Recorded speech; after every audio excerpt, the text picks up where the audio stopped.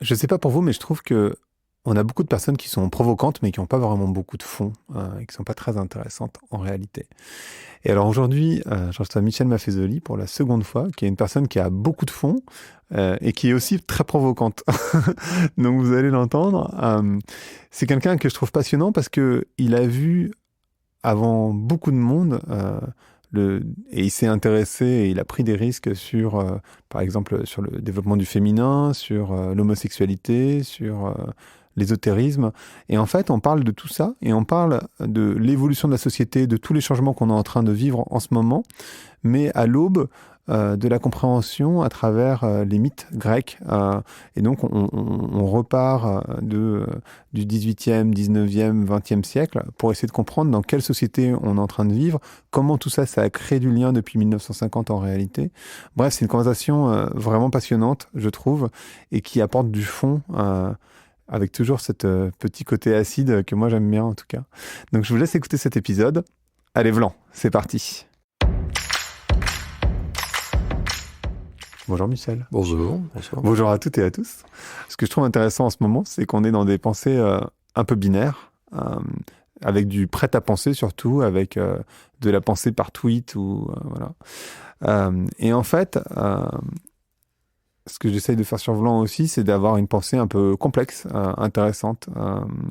Et c'est là où j'essaye d'emmener ce podcast, en tout cas autant que je peux. Et donc là, je reçois Michel Maffezoli. On va ensemble discuter de Dionysos. C'est marrant parce que tous les gens ne parlent pas ni grec ni latin, ne connaissent pas toute l'histoire de ces dieux grecs. Mais il se trouve qu'on peut regarder tous les bouleversements qu'on est en train de vivre en regardant ces dieux et ces mythes qui sont en train de bouger. Donc, j'aimerais bien que vous me parliez d'abord de Prométhée et de tout ce mythe de la modernité du 19e siècle et qu'est-ce que ça implique et comment on le voit de manière très concrète aujourd'hui. Je pense, par exemple, à la relation aux femmes, je pense par exemple à la croissance, à la performance, voilà. Et puis, qu'est-ce qui est en train de bouger avec ce mythe de Dionysos, si on reprend cette idée? Bon, encore une fois, gardons ces idées à la fois philosophiques et fort simples, qu'il y a ce qu'on appelle un esprit du temps. Ouais. Un imaginaire dans lequel la vie sociale baigne. Moi, j'ai eu pour maître le fondateur de la réflexion sur l'imaginaire, Gilbert Durand. Quand on lui demandait de dire ce qu'il en était, il disait tout simplement c'est un climat, une atmosphère. Donc, en même temps, ce qu'il faut avoir à l'esprit, c'est que tout comme il y a des changements climatiques stricto sensu, il y a aussi des changements climatiques dans la vie spirituelle, dans la manière d'être ensemble, etc. Voilà. Alors, nombre de bons auteurs. Alors, Nietzsche, pour moi, qui est un auteur qui m'a toujours inspiré, et qui était un prophète, qui était un bon renifleur de ce qui était en gestation, si je puis dire, montrait qu'il y avait, quand on regarde sur la longue durée les histoires humaines, 2000 ans, notre champ d'observation, il y a des balancements. Il reprenait d'ailleurs, bon connaisseur qu'il était du grec, reprenait le terme qu'on utilise sans bien y faire attention, qui est le mot époque, qui veut dire parenthèse en grec. Donc, il montrait qu'une parenthèse ça s'ouvre ou une parenthèse ça se ferme, tout simplement. Et que, alors, pour décrire cela, il rendait attentif qu'il y avait des longues périodes, une époque ça dure 3-4 siècles, où va prédominer la figure apollinienne ou Prométhée. Alors Apollon, c'est un dieu dans la mythologie qui est un dieu que l'on appelle techniquement ouranien, c'est-à-dire tourné vers le ciel, c'est-à-dire le cerveau, la raison. Et en pendant de cet Apollon, c'est Prométhée. Prométhée, c'est celui qui vole le feu aux dieux, qui introduit l'industrie, le travail sous ses diverses modulations, et qu'il y a des grandes époques pour lesquelles ce sont ces figures-là qui sont des figures dominantes. Bien. Et puis, tout simplement, par usure, par fatigue, eh bien, ces valeurs laissent la place à autre chose, et il proposait la figure de Dionysos. Dionysos qui est un peu le dieu dans l'Antiquité de l'hédonisme, le plaisir du corps, une sexualité assez débridée, enfin toutes choses de cet ordre qui, une fois qu'on est fatigué d'un modèle, on revient en quelque sorte vers l'autre. Alors, ce qui a caractérisé le 19e, pour répondre exactement à votre question, pour moi le 19e est l'apogée de la modernité. C'est là que se crée véritablement, dans la foulée du XVIIIe, la philosophie des Lumières, dans la foulée du cartésianisme, les grands systèmes sociaux. Et un grand philosophe, moi, qui m'a beaucoup inspiré, auquel j'étais lié, Michel Foucault, rappelait que les grandes institutions sociales qui nous sont familières viennent en fin de compte du XIXe siècle. Et là, c'était quoi? Ça a été la valeur travail qui a prédominé. C'est-à-dire que tout le reste, le corps n'était légitime que s'il produisait ou s'il reproduisait. Donc même la sexualité n'était légitime que s'il y avait reproduction, par exemple. Voyez. Et de fait, c'était une société assez machiste, pour employer ce terme-là, où le masculin prédominait et le masculin adulte. Voilà. Et c'est là-dessus que s'est élaboré, soyons clairs, l'économie moderne. C'est-à-dire, dans le fond, ne vaut que ce qui sert, l'utilitarisme, l'importance de l'argent. L'importance, encore une fois, d'un matérialisme qu'on peut dire vulgaire, mais qui était le fondement même de la vie sociale. Voilà un peu ce qu'était la modernité, en son sens, je dirais, à l'apogée, c'est-à-dire au XIXe siècle. Voilà. Et avec, encore une fois, une vraie marginalisation de ce qui était le plaisir d'être, le plus-être. Il ne faut pas oublier que c'est à ce moment-là que se fait la dichotomie entre le corps, l'esprit, la nature, la culture et autres dichotomies de cet ordre. Voilà. Mon hypothèse, c'est que c'est en train de changer. Et est-ce que... parce qu'en fait, là, on parle du 19e, mais nous, on est au 21e. Au XXe siècle, il y a eu des mouvements comme sur la liberté de la femme, par exemple. Parce qu'en fait, de ce que vous dites, en fait, au 19e, il y a eu cette... emprise encore plus, parce qu'elle existait déjà quand même, de l'homme sur la femme. Il y a eu aussi, si je me trompe pas, cette idée de famille nucléaire, avec juste 2 parents, et il y a eu la fidélité sexuelle, il y a eu tous ces éléments-là qui sont relativement récents, non? J'ai l'impression. Oui, c'est d'abord la famille qu'on appelle mononucléaire, c'est-à-dire un homme et une femme et quelques enfants, c'est dans le fond début du 19e siècle. Et il faut avoir à l'esprit quelque chose de très simple. Quand un couple, par exemple, se mariait à l'âge de 20 ans, il y avait une espérance de vie commune de 20 ans, puisque la mort était là, assez rapide. Maintenant, il y avait une vie dans la vie. Là, un jeune couple qui se marie à 20 ans, il sait qu'il a 50 ans d'espérance de vie commune. D'où le fait qu'il y a des amours successives, qu'il y a des familles différentes, qu'il y a, etc., de cet ordre. Oui, déjà, empiriquement, c'est quelque chose de là qu'il faut avoir à l'esprit. Mais voilà, moi, je pense que c'est à partir des années 50 du XXe siècle que se fait la césure, véritablement, entre cette modernité dominante et puis le grouillement culturel que nous vivons actuellement, c'est-à-dire le passage, encore une fois, de Prométhée à Dionysos. Je donne toujours 2 exemples. Le design, c'est-à-dire quand on va rendre belle la casserole, c'est-à-dire l'objet de la vie quotidienne garde sa fonctionnalité, mais on le pare. Une espèce d'esthétisation. Et également, à ce moment-là, ce qu'on a appelé le postmodernisme architectural, qui s'est élaboré avec un architecte italo-américain qui vient de mourir, Roberto Venturi, qui fait en 1950 un manifeste contre ce qu'on appelle le Bauhaus, c'est-à-dire ce qui en France va être le Corbusier, c'est-à-dire l'obscénité de nos HLM, si je puis dire, c'est-à-dire une architecture à angle droit. Et que c'est en 50, en quelque sorte, qu'est en train de se faire la césure. Ensuite, il y a les années 60, 64 Berkeley, 68 les révoltes juvéniles en Europe, où on ne se reconnaît plus dans ces grandes valeurs, l'individualisme moderne, l'individualisme, le rationalisme et le progressisme. Et c'est là où on voit se développer, alors pour reprendre ce que vous disiez tout à l'heure, moi je dirais un dépassement du patriarcat. Et c'est là où l'on voit, moi à l'époque j'avais même parlé d'une féminisation du monde, c'est-à-dire comment les valeurs féminines qui avaient été marginalisées ou qui avaient été mises derrière le mur de la vie privée, dans la famille, ces valeurs-là contaminent, je fais exprès d'employer cette expression, l'ensemble de la vie sociale. De manière très simple. Par exemple, le culte du corps, la mode, la cosmétique, une esthétisation de tout un chacun et jusque y compris des éléments masculins, des hommes, si vous voulez. Alors, vous voyez, c'est un peu ces éléments-là très concrets qu'il faut voir quand on parle de féminisation, c'est-à-dire non plus simplement l'utilitarisme, mais le plaisir d'être, je dirais. Et sans que cela soit péjoratif, étant entendu que quand on regarde ce qu'est la Renaissance, c'est une période qui est très proche de la nôtre. C'est-à-dire, et c'est là où les femmes jouaient un rôle qui n'était pas négligeable, à tous les niveaux d'ailleurs, que ce soit au niveau culturel, au niveau sexuel, au niveau de la poésie, à quelque niveau que ce soit. Parce que vous êtes intéressé à la féminisation du monde très tôt, en fait. Enfin... Oui, enfin, moi, au début quand j'ai écrit mon livre sur Dionysos, c'était en 1982. Ça fait 40 ans. Et c'est à ce moment-là que je rendais attentif à des choses très simples, en voyant comment... Je vais vous donner un exemple qui m'avait frappé à l'époque, le discount, les soldes.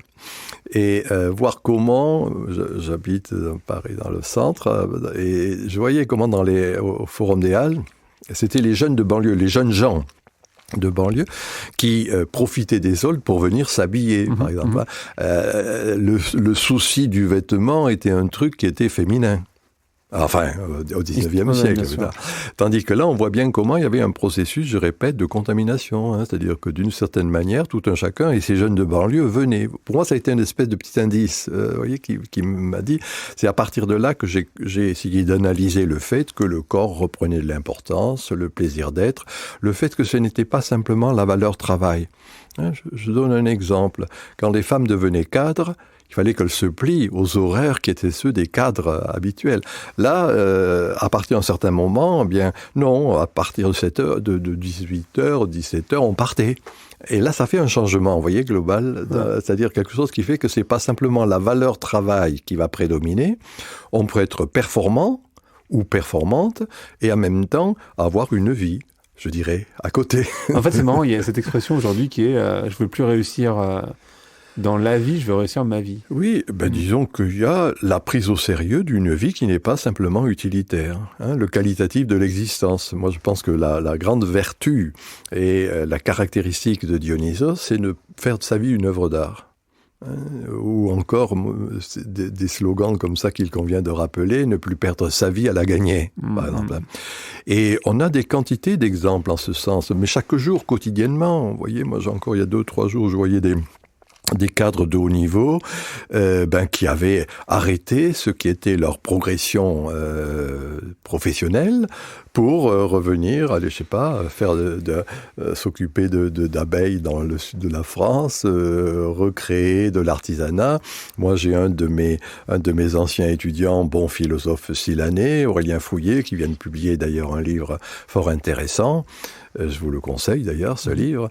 Et Aurélien Fouillé, il a fait l'école Boulle, il a un atelier d'ébéniste. D'accord. Oui. Mais en fait, ce qui est intéressant dans ce que vous dites, c'est que, en fait, ça peut nous sembler être en rupture, etc. Mais en fait, finalement, ça vient des années 50, voire des années 70. Donc, en fait, ça permet aussi de voir que finalement, ce mouvement féministe, mais aussi de manière plus large de réappropriation du corps, il date des années 70, et qu'en fait, ça a mis 50 ans, oui. Et en fait, on est encore dedans. En fait. Alors, si on veut être un peu plus précis, j'ai dit tout à l'heure, une époque dure 3-4 siècles, suivant les historiens, etc.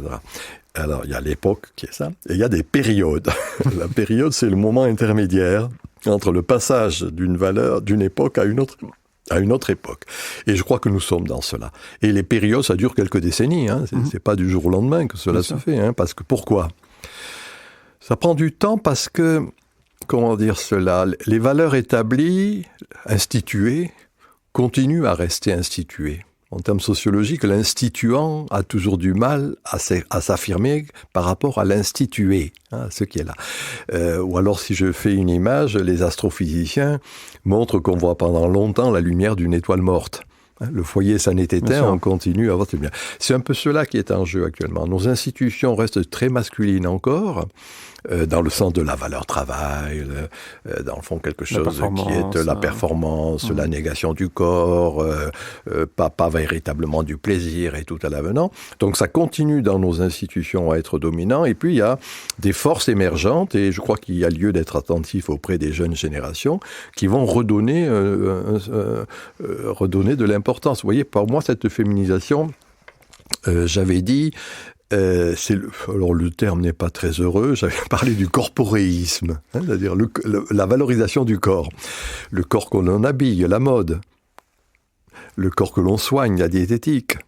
Le corps que l'on construit, le bodybuilding. Voilà, par exemple, des éléments, de mon point de vue, qui étaient des éléments de cette féminisation. Vous voyez, pas simplement, encore une fois, producteur, reproducteur, ce que Michel Foucault a bien montré pour le 19e siècle, mais comme cela se voyait à la Renaissance, un corps, je dirais, vécu pour lui-même. Voilà, pour moi, un des éléments de cette féminisation. Cela renvoie, et ça serait l'objet de notre développement, on ne peut pas ici le développer, à ce retour de la nature. C'est-à-dire non pas la nature comme étant simplement un objet à dominer, on se souvient, au milieu de discours de la méthode de Descartes, l'homme comme maître et possesseur de la nature, l'homme comme maître et possesseur de la nature. Là, donc, c'est-à-dire dominer la nature, jusqu'à la dévaster. Les saccages écologiques le montrent à loisir actuellement. Là, au contraire, notre rapport à la nature beaucoup plus réversible, vous voyez, quelque chose qui est beaucoup plus doux. Moi, j'ai appelé ça une écosophie, c'est-à-dire la sagesse de la maison commune. Et là encore, moi, je pense que c'est un de ces éléments de cette féminisation, c'est-à-dire non pas simplement dominer, mais rentrer dans un processus d'interaction. Pourquoi ? Parce que ce sont les femmes qui donnent la vie, ce sont les femmes qui engendrent, ce sont les femmes qui, etc., etc. Ouais. Vous voyez, donc c'est en ce sens que c'était l'esprit du temps, on est parti de là tout à l'heure, le climat, l'atmosphère est en train de changer, mais ça prend du temps. Maintenant, on parle d'écoféminisme. Oui, alors pourquoi pas bien sûr. Et vous vous êtes intéressé très tôt aussi aux homosexuels ? Non, moi, disons, oui, j'avais créé en Sorbonne un centre qui s'appelait Le Gré, je crois, Centre d'études et de recherche sur l'homosexualité. À l'époque, je disais, c'était pas chic, c'était en 83. Ça vous a été beaucoup reproché. Oui, entre autres, il y a eu beaucoup de reproches me concernant, mais celui-là en particulier. Mais tout simplement en disant, j'étais allié, proche, et je discutais avec Michel Foucault, qui est mort en 84 du sida, lui le pauvre, et qui lui est timidement, à sa manière, montré l'importance de cette homosexualité qui était la sienne et qui, à bien des égards, s'est par après contaminée, où il n'y avait pas, à proprement parler, disons, de blocage. Peu à peu, grâce à ses travaux, et puis grâce à ce qui a été la vie sociale, l'atmosphère, il y a eu un changement par rapport à cela. Mais il suffit de voir comment, par exemple, moi je travaille beaucoup sur l'histoire, sur l'Empire romain, sur d'autres civilisations où l'homosexualité n'était pas stigmatisée, n'était pas non plus revendiquée comme étant une simple spécificité à sens unique. C'est une attitude qui est beaucoup plus souple, qui intègre cette caractéristique, qui est une caractéristique humaine, qui fait qu'on peut coucher avec des garçons pour les hommes et avec les filles pour les femmes. Et alors, j'aimerais comprendre, parce que dans tout ce mouvement, parce qu'en fait, ce qui est intéressant, c'est que vous étiez tôt sur tous les sujets, donc c'est ça que je trouve génial, mais vous êtes aussi intéressé à la voyance et à l'ésotérisme. Oui, dans mon centre qui s'appelait le centre, qui s'appelle d'ailleurs, il continue d'exister, c'est un d'études sur l'actuel et le quotidien.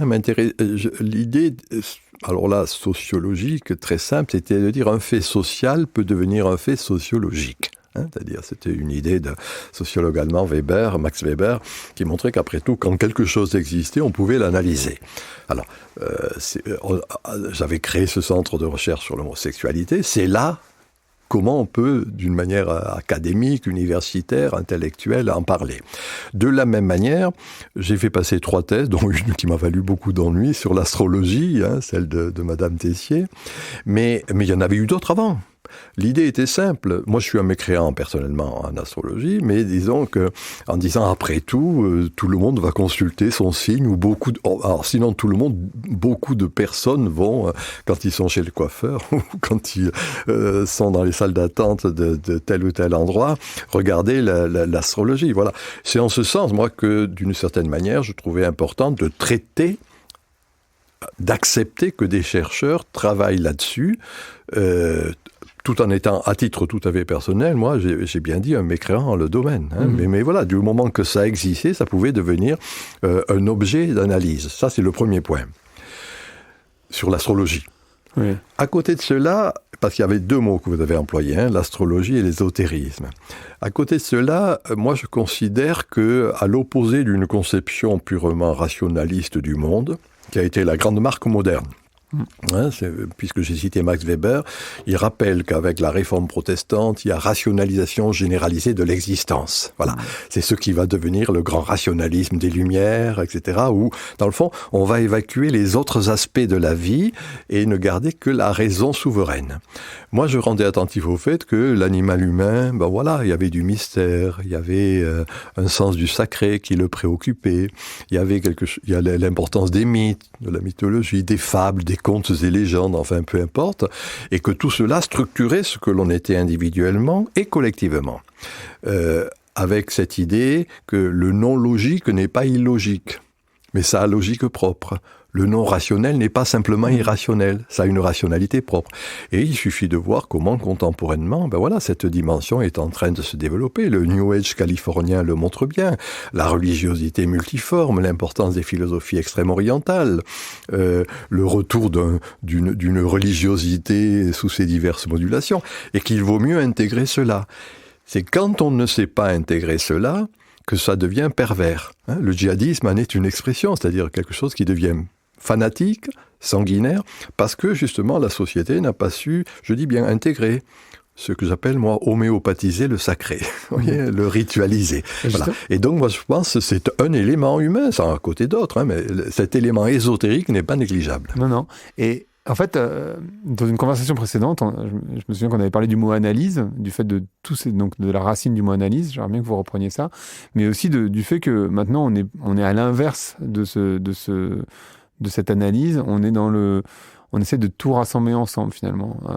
Oui, bon, le mot analyse, j'avais dit, c'est une idée très simple qui vient de l'étymologie grecque. C'est ce qui découpe la réalité, en quelque sorte. Et c'est pas inutile, hein. Je veux dire, c'est le développement scientifique repose sur le fait d'arriver à couper en morceaux pour pouvoir, bien évidemment, porter un jugement, établir des lois.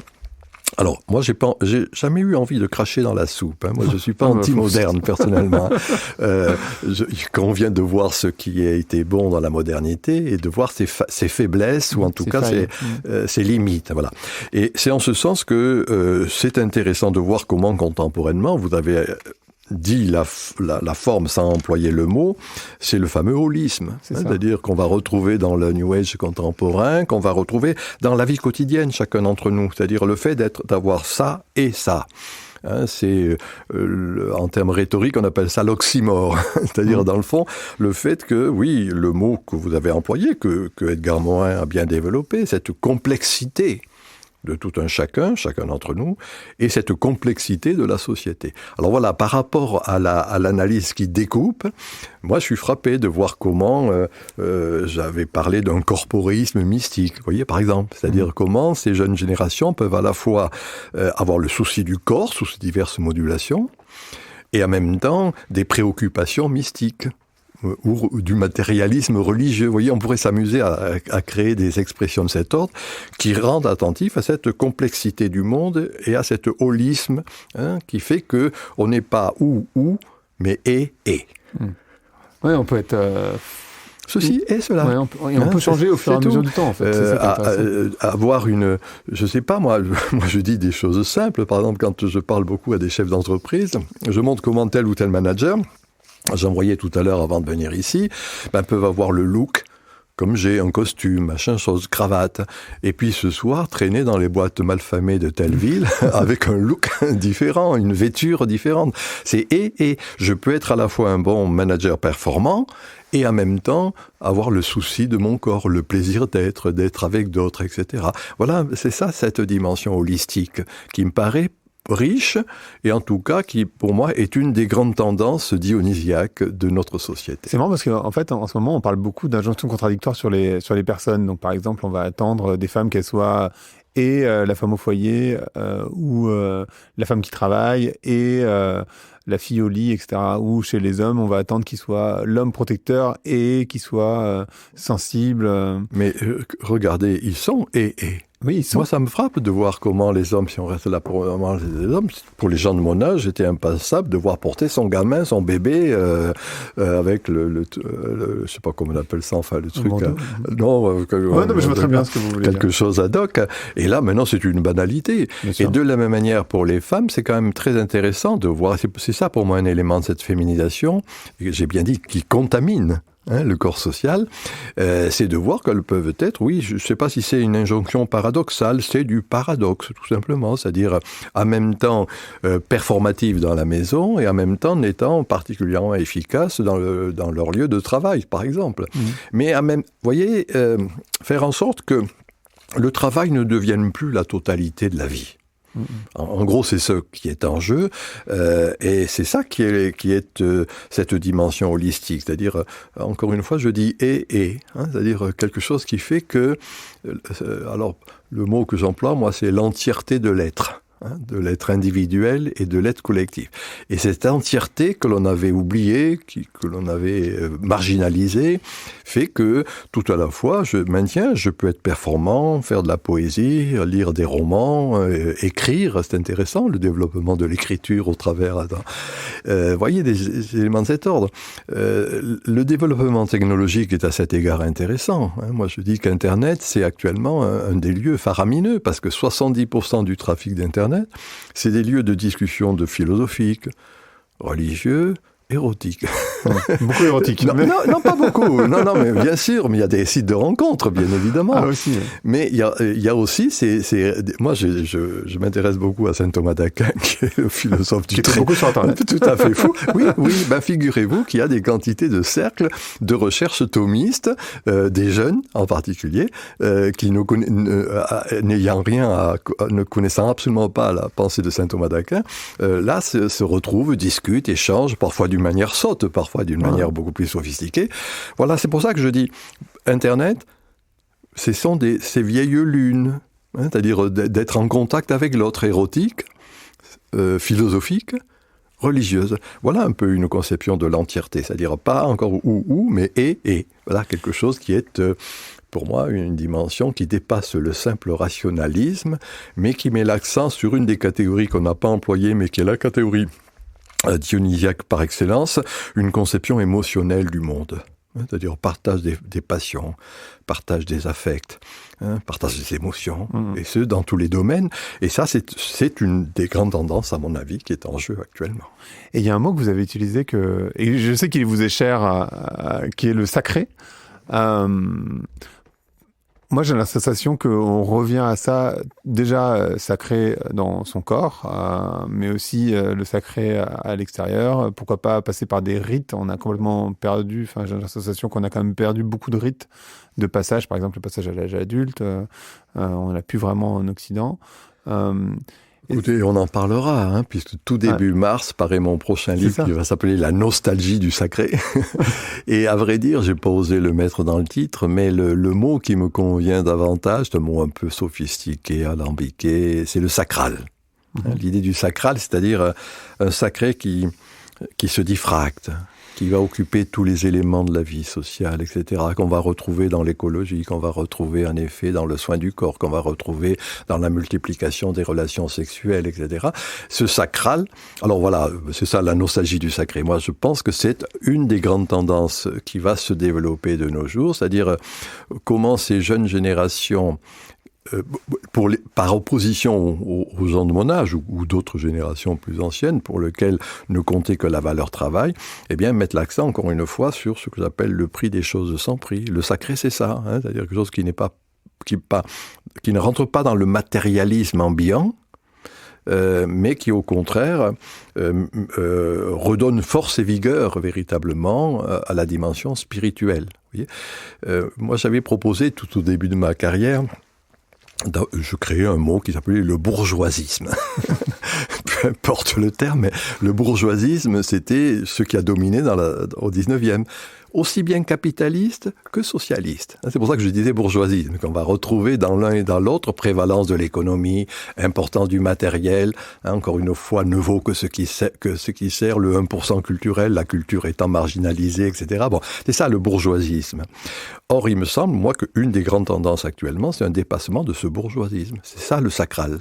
C'est ça le fait que d'une certaine manière, il y a retour des formes spirituelles sous leur modulation multiple d'ailleurs. Hein, et encore une fois, le développement des philosophies extrême-orientales le montre bien, vous voyez. Et que je reviens à ce que je disais tout à l'heure, c'est si une société équilibrée, c'est uniquement si elle sait gérer ce sacré qu'elle évite les perversions, qu'elle évite les fanatismes multiples et divers. Et qu'actuellement, on voit bien que le fanatisme revient parce que justement, la société moderne n'a pas su gérer, n'a pas su homéopathiser le sacré. Voilà, moi, mon hypothèse, c'est qu'il convient d'homéopathiser le sacré. D'accord. Et alors, du coup, est-ce que enfin, on va pas pouvoir durer très longtemps sur ce sujet, mais néanmoins, est-ce que c'est de là que vient la déconnexion des élites? Parce qu'en fait, j'ai l'impression qu'elles sont pas là-dedans du tout. Elles sont encore dans cette valeur travail. Oui, alors là, c'est un autre développement, puisque j'ai écrit mon livre avec Hélène Stroll sur ce thème, la faillite des élites. L'idée est simple, hein. C'est que chaque société a besoin d'élites. C'est-à-dire des gens qui, dans le sens simple du terme, hein, l'élite, c'est ceux qui disent, c'est ceux qui ont le pouvoir de dire et de faire. Ouais. Hein, journalistes, experts, politiques, etc. Et que ceux que sont nos élites modernes restent sur les grands schémas qui se sont élaborés au XVIIIe et au XIXe. Hein, ce que je disais tout à l'heure, une étoile morte, on continue à en voir la lumière, même si le foyer est éteint. Et donc, dans le fond, gauche et droite confondues là-dessus. Hein, et pas la peine de faire de distinction. Il reste sur la valeur travail. Ce mot qui ne veut plus rien dire, le progressisme. Il faut entendre, vous voyez, ces hommes politiques parler du progressisme, etc. Le contrat social, les valeurs républicaines, enfin bon, des trucs dans ce genre. Et ces élites continuent à rester sur ces valeurs qui furent des belles valeurs, encore une fois. Hein. Moi, j'ai pas envie, j'ai bien dit de dire que ce n'a pas été performant, mais ce n'est plus en phase avec l'esprit du temps. Et donc, du coup, il y a une déconnexion. Cette déconnexion, vous savez, elle est très simple. Méfiance vis-à-vis du politique. Méfiance vis-à-vis des journalistes, méfiance vis-à-vis des intellectuels. Hein, cause toujours, tu m'intéresses. On a l'impression que voilà. Et en même temps, moi, je suis attentif, Internet aidant, à l'émergence d'une autre élite, c'est-à-dire, il faut repérer comment ces jeunes générations ont de la créativité, mettre l'accent sur cette dimension holistique du monde, d'eux-mêmes, etc. Voilà un peu, en gros, c'est le mécanisme de saturation. Hein, quelque chose se sature, quelque chose d'autre naît, décadence, renaissance. Moi, ma formule, je l'ai dit, la fin d'un monde n'est pas la fin du monde. Et on voit émerger, en effet, actuellement, un monde nouveau qui est un monde fort intéressant. Super. Et alors, ce podcast s'appelle Vlan. Donc, je voudrais savoir à quoi vous voulez ouvrir ou claquer la porte. Non, moi, oui, je veux pas claquer les portes. Non, mais claquez pas de porte, il n'y a pas de problème, vous pouvez les ouvrir. Moi, je veux pas claquer les portes. Tout ce que j'ai dit était de rendre attentif à ce que je viens d'indiquer, c'est-à-dire, dans le fond, il y a un monde en gestation que certains d'entre nous, suite cela, appellent la post-modernité, et que plutôt que de dénier ces valeurs en gestation, encore une fois, le corps, hein, quelque chose qui donne de l'accent à la place aux femmes, à la place qui leur revient aux femmes, tous ces éléments-là sont des éléments qu'il convient de prendre en compte. Et voilà, moi, ma porte est ouverte. Super. Merci beaucoup, Michel. Merci d'avoir écouté Vlan. Si vous avez aimé l'émission, vous pouvez le dire avec des étoiles, 5 de préférence sur iTunes, et le partager avec vos amis ou vos collègues. Je suis Grégory Pouy. Vous pouvez me retrouver sur Twitter et LinkedIn sous le pseudo Greg from Paris. N'hésitez pas à me remonter vos remarques, vos questions, mais aussi les invités que vous aimeriez entendre.